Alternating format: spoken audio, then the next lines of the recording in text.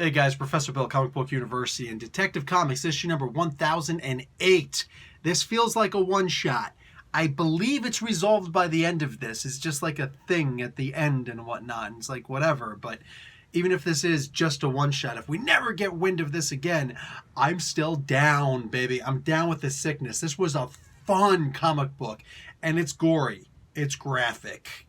People die in this. People die in this. Let's talk about who made the book. We'll talk a little bit more about the book itself and something that made me extremely freaking happy. And I just want to give Tomasi the biggest hug in the world. Guys, this issue is called Greetings from Gotham. Peter J. Tomasi is responsible for the story and words in this. Doug Menk did the art.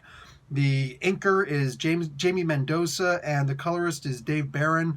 I'm still laughing that I said is responsible for. The letterer is Rob Lay, and Mank, Mendoza, and Barron did the cover. The variant cover, Brian Hitch, Alex Sinclair. Batman was created by Bill Finger. Bob Kane was somewhere in the room stealing other people's ideas and taking all the credit for them. So, dude, this is just the Joker going on a mad rampage, killing people, and trying to goad Batman into something. At first, I'm like, why is Batman just standing there? I started to get shades of Batman going to face the Joker in the church and then kneeling down and praying with him and getting almost killed in the end of it. Like, I'm like, dude, what the hell is he doing? Because I was just blinded by that memory. But no, there's actually a reason for every single thing that he did in this book. Go back and read the comic book a second time. You'll see there's some things it's like, that's why he did that thing. That's why he did this thing. He was figuring everything out. He's the ultimate detective, guys. That's what he does. So even when he touches something, he touched it for a reason. Loved that. Loved that. But the thing that I love the most about this book, because we're all a little bit bigoted in our own way. We've all got our love for the nostalgia and where we come from, right? And I come from Asbury Park, New Jersey. And this right here, Greetings from Gotham, that's actually Greetings from Asbury Park, New Jersey. That's what that is. Anybody from Jersey should know that. People who've just visited Asbury Park, I don't think anybody really visits Asbury Park anymore, but this is basically like a museum. This city is a museum. In fact, the first date that I took, my wife, I'm married to my wife. Ugh. My wife, all right? The first date that I took her on was a tour of Asbury Park because the whole city is basically a standing museum. There are so many celebrities who have their name etched indelibly there, from Johnny Cash to, of course, Bruce Springsteen. The cover of one of his, I think the one with Thunder Road actually has the Greetings from Asbury Park. But you'll see that sign if you go to the Sunset Park right out in front. It says Greetings from Asbury Park, all that good stuff. And you can see the convention hall and the Paramount Theater in the background of it. You go and find the old the old mafia-owned what the heck is it called? The casino. There we go. We got the original horses and I think we've got some of the swans in a museum that's not too far from there. And Palisades Amusement Park. It's completely gone by now. They've completely taken down Palisades Amusement Park. You can actually see what a lot of the interior of the Palisades Amusement Park looked like if you go and look at the Bruce Springsteen video, Tunnel of Love. That's when he's singing that song, that's the Tunnel of Love. I've been on the Tunnel of Love by myself because I was a little freaking kid, but I mean, whatever, man. It's the idea that I actually went on this thing and he made it even more famous than it had any right to be otherwise. Into this tunnel of love. Anyway, so on the outside of Palisades Amusement Park was this big ugly clown face, and it's freaky and nightmarish, and you'll actually see it inside of this book. That's the face of Tilly.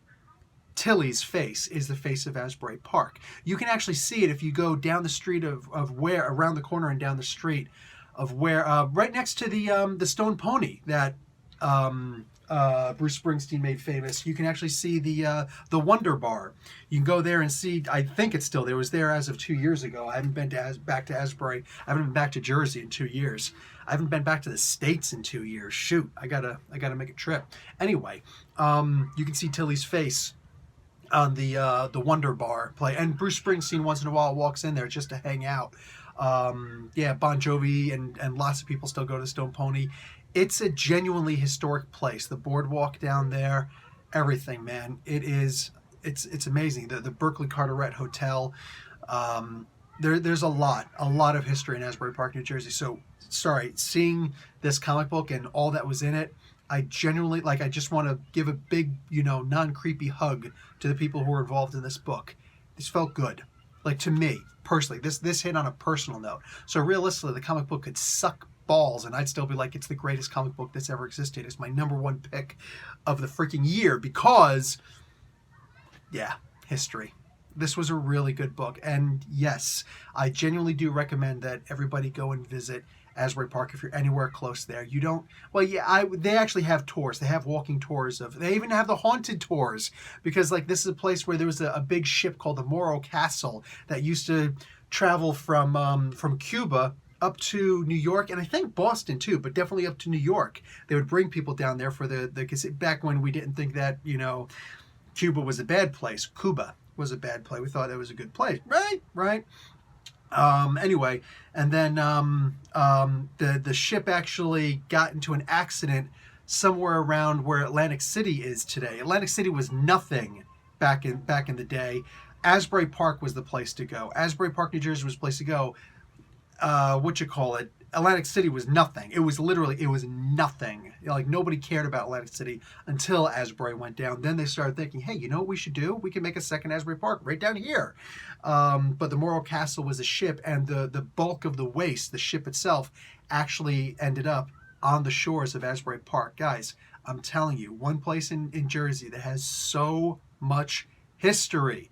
There's a reason why they have that magazine. I think it still comes out. Haunted History, New Jersey, Haunted History, whatever it is. Anyway, go and check this stuff out. And check out this comic book. It's all good. Professor Bill, Comic Book University. Class dismissed.